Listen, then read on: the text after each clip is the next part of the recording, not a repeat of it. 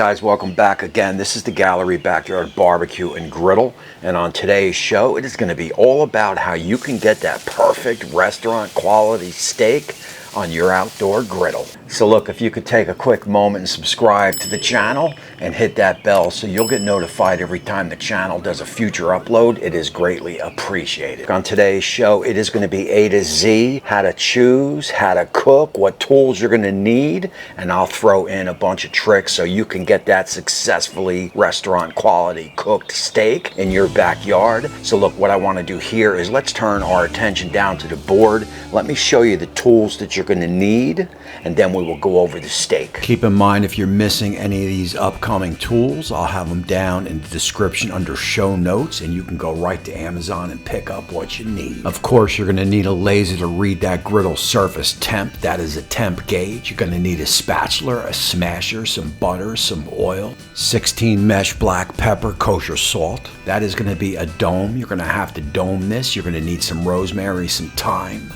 Anytime I'm picking out a ribeye, it is always going to start with that spinalis right there. That is the ribeye cap. You want some good fat in there. You want some good marbling. You've got your best prime, choice, and select. I usually end up with a choice. There is nothing wrong with that. You want to go 2 fingers thick. That is going to give you the proper cut for your ribeye. You're going to hit it with some kosher salt and also black pepper. Do both sides. And of course, don't forget all the edges, all the sides of the steak. You are going to let that rest up to room temperature. So look, that there is the proper tools you are going to need it for that restaurant quality steak in your backyard. We've got our steak all seasoned up. Now you want to bring that up to room temperature. That is very important.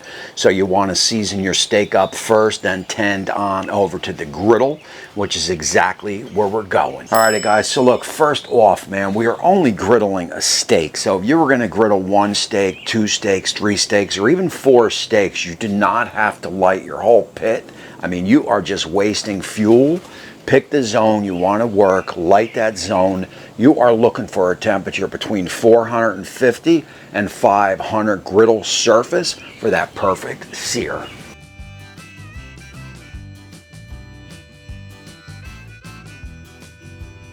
So guys, here is the quick rundown. Once we hit the griddle surface temperature of 450 to 500, I will get the steak on.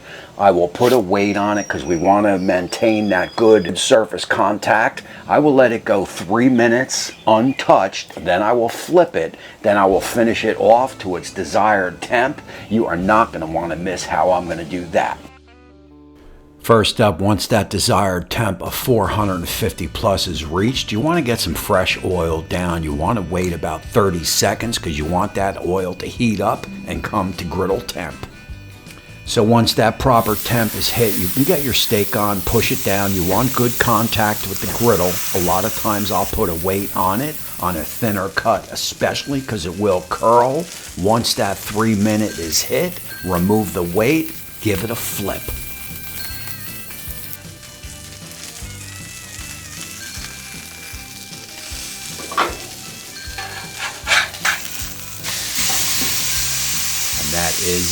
That is a nice contacted sear on that steak. I am definitely digging that. I will get the weight back on for about 45 seconds or so just to start that sear.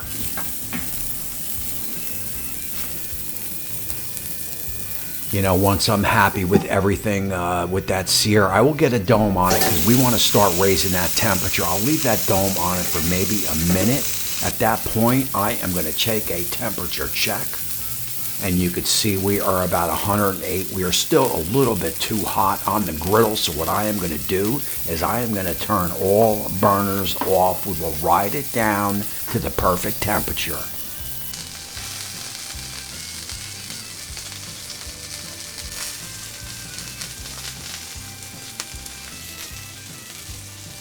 Once that perfect temperature is coming to reach, we can get some fresh oil down.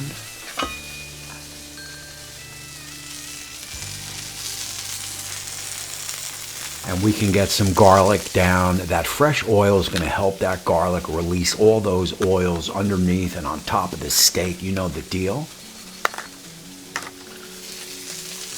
After about 3-4 minutes, we will get some rosemary down. We will get some thyme down. And we will get some oil down. Again, that is going to help all those oils from those herbs just release into the steak. If you've done this on a cast iron skillet, you know exactly where I'm going. Now look, before you introduce that butter to the griddle surface, you got to be in that 350 or lower range. That is where we are. You don't want to burn the butter, but you can brown the butter a little bit. Get that butter down. We are going with about a quarter stick. We will add another quarter stick in a couple. Once you start getting some melt, you're going to start basting it over the steak.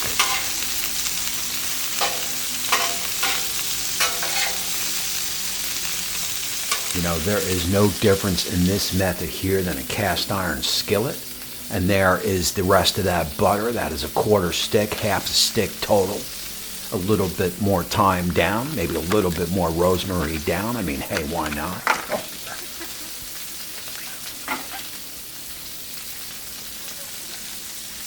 Once all that butter melts, you're going to bring this steak up to your desired temp, which for me is going to be about 125, 130. So I know I've got time as we ride the griddle temperature down. Remember, we've got all our burners off at this point, and I will now just start to baste that steak, baste it and baste it some more.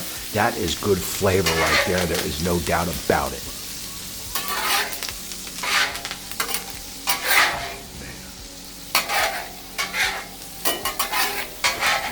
And you can see that griddle surface after about, maybe 5-6 minutes. We are plenty of hot on that butter, man, to give us that good melt to continue with the perfect temp for that steak. There is no reason to quick cook this stuff, man, because that just turns into disaster after a while. Just ride that griddle temperature surface down and enjoy your cook. So look, at this point, we will get it off, we will get it plated up, we will get it on the board, we will give it that rest for about maybe 4 or 5 minutes, then we will cut it open, taste test, talk about it, and close out the show. So look, that is the best way that I know of to cook a steak on a griddle. If you have a better method, please leave it down below, and maybe I'll A/B it in a future show. Now let's go back here to the board. Let's get this unwrapped. Let's cut it open, taste test, and close out the show.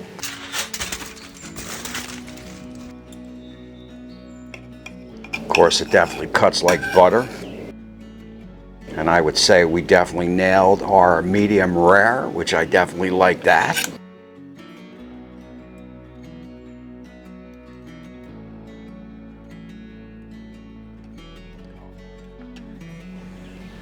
One of my favorite shows yet, because it is steak and cheers.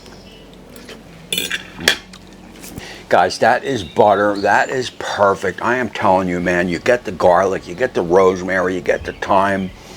It is all in there in the sauce that you kept basting the steak with, man. This is money, man. This is, if you order out in a restaurant and they don't cook it this way, it is not going to be as good as a steak. I am telling you, man, this thing is busting out with flavor.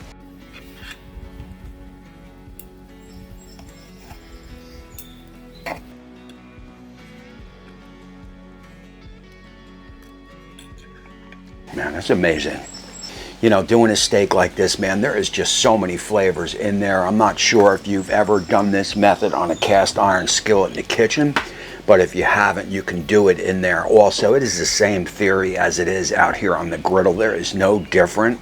And like I said, man, the flavors in here are just amazing. Look, that is going to close out this show. I am going to roll up my Patreons and YouTube join members on the screen. Again, my name is Tommy. I appreciate you all. I appreciate everyone for watching.